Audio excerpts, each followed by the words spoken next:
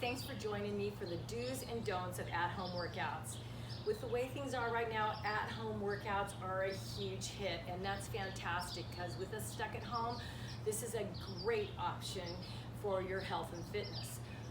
There's a couple things I want you to be aware of though, and that's to take it at your own pace. We need to remember not all workouts are for every person, so take it at your appropriate level. If it's high impact, do your own modification to low impact. If they're doing squats really low, you take it at your appropriate level because you want to stay safe, you want to be healthy, and you want to be able to continue working out through this whole thing and for life. A couple things real important to be aware of: your heart rate. Make sure you're working out at the appropriate level. If you don't have a watch and you haven't found out what your appropriate heart rate is, there's a lot of forms online that you can figure out with your resting heart rate and that kind of stuff. But if you don't have time for that or don't feel like doing that, you can always be aware of your perceived exertion rate. And what that is when you're working out, could you sing a few bars to the music? Could you answer some questions? Could you do things like that? If you're too winded for that, then you need to take it down. Now, if you could sing through the whole workout and talk to your neighbor the whole time, maybe you need to pick it up. But that's your perceived exertion rate. The other thing is make sure that you wear supportive shoes and that you hydrate and you do a warm up and a cool down. Now, after that, let's go ahead and talk about some form on exercises. Number one is the plank. Love plank. There's 3 different levels on plank, but whatever level you're doing, you want to make sure that the elbow or the hand, whichever level, is directly underneath the shoulder. So that's the first thing.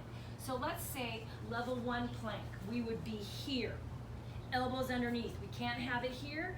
They're directly underneath from this way, but also from this way. Make sure they're not out like this. So the arm is perpendicular with the floor from both directions, okay? If you are doing level 1, we are not going to sag, but we're not gonna have the butt way up here either. We're gonna tuck these abs in so tight, okay?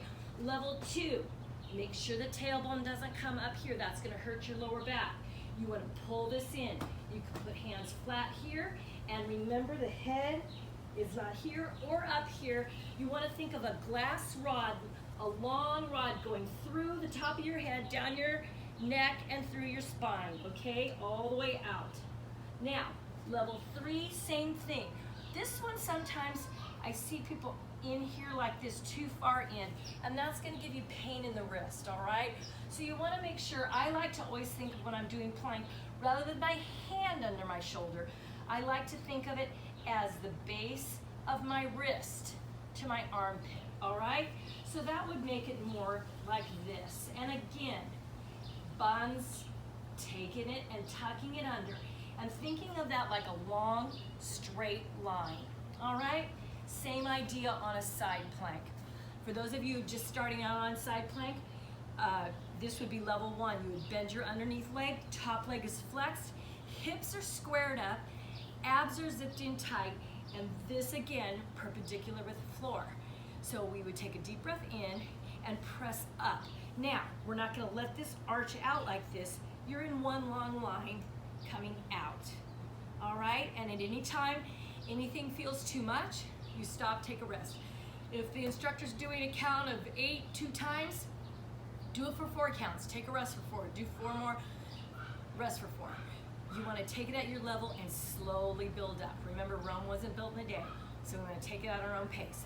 Those of you who want to do a level up, you would bend your legs a little bit, stack these hips against square, taking a deep breath in, zipping it in, and coming up. Super important when you're doing side plank that these abs are tight, the legs are tight, everything, so we're not shifting all the weight onto this shoulder. And then you can do whatever you need to be doing, but it's one long lines, hips stacked. So that's our plank from forward and to side. Let's talk about our next thing is squats.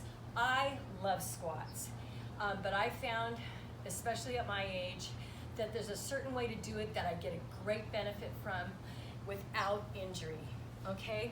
So number 1, we're gonna take our legs on the outside of our shoulders, all right? So we zip it again as always. Now as we go into a squat, we take these hips back and we drive the weight into the heels. When we drive the weight into the heels, the knees are not allowed to go past your toes. And that's the cardinal sin on a squat, is the knees going past the toes, and the other thing is the chest being down real far and it becoming one of these, like one of those ducks that put their head in the water kind of thing. You want to drive those hips back, give me a slight arch through here on the back, and get it here, and come on up. Again, zipping the abs in here, and coming up, and that's our correct squat. Now, what I tell all my students is there is no need to have anybody's bums lower than their knees. I know you'll see it a lot, and I go back and forth with a lot of people on this, but I really feel it does more harm than good, especially for those of you who exercise that are a little bit older like me. So I make sure that even when I fired up and really want to get going on those squats, when I take it down, I never have my buns lower than my knees, all right, into something like this. Just not needed. I feel it, like I said, does more harm than good. From the squats on that, so let's talk about lunges. Same idea. When we're here, our abs are in tight. Make sure the butt's not out. We're gonna pull this in so you feel this stretch through here. One straight long line, again, coming down and out.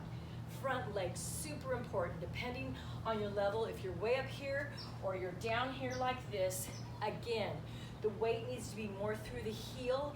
If the weight is on the toe, that knee is going to be past the toe, and that is an ouchie for our knees, all right? So remember, we've got to keep this foot, this knee, this side of the toe, not over it like that. Okay, another common exercise is a bridge. It's called a shoulder bridge, glute bridge, however you want to call it. You're down on the floor, and abs pulled in tight, and the feet, ankles, knees, and hips are in alignment.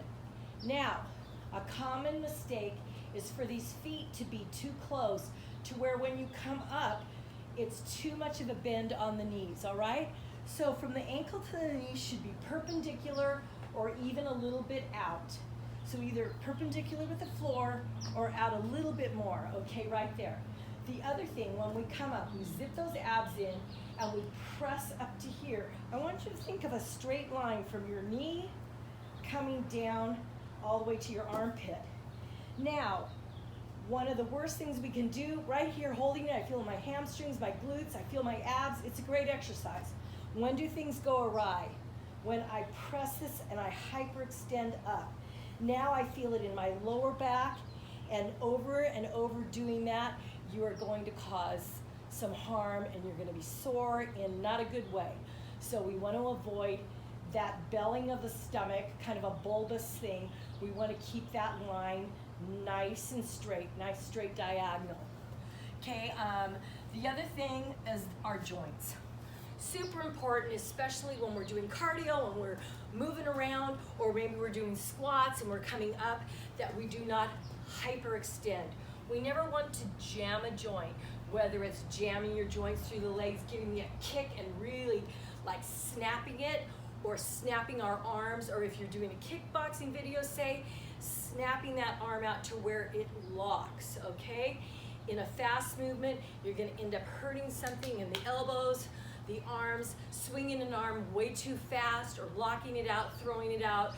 Everything needs to have control, and so you work it, and we don't hurt those joints, because we have to have these for a long time, and we want them to work properly, and we don't want to have any crazy aches and pains. So that's it. Keep your water level up, because think of water, your hydration, like the oil in a car. If you drive your car without oil, the gears and everything's going to get all locked up and it's going to be horrible. And think about that with your body. So with that said, I hope this was some help for you guys. And I just had this on my heart because I've been watching this and I'm thinking, I hope there's people out there that if they're watching something that doesn't have instruction, that they can find it somewhere. So hopefully this has been like a little light bulb, at least on one of the exercises, and it will be of help, all right? thank you so much. Give me a thumbs up if you like it, some comments if you have any questions about any other exercises. Subscribe, tell a friend if you would. I'm trying to grow it. We'll see what happens. So with that, thank you so much and have a wonderful day.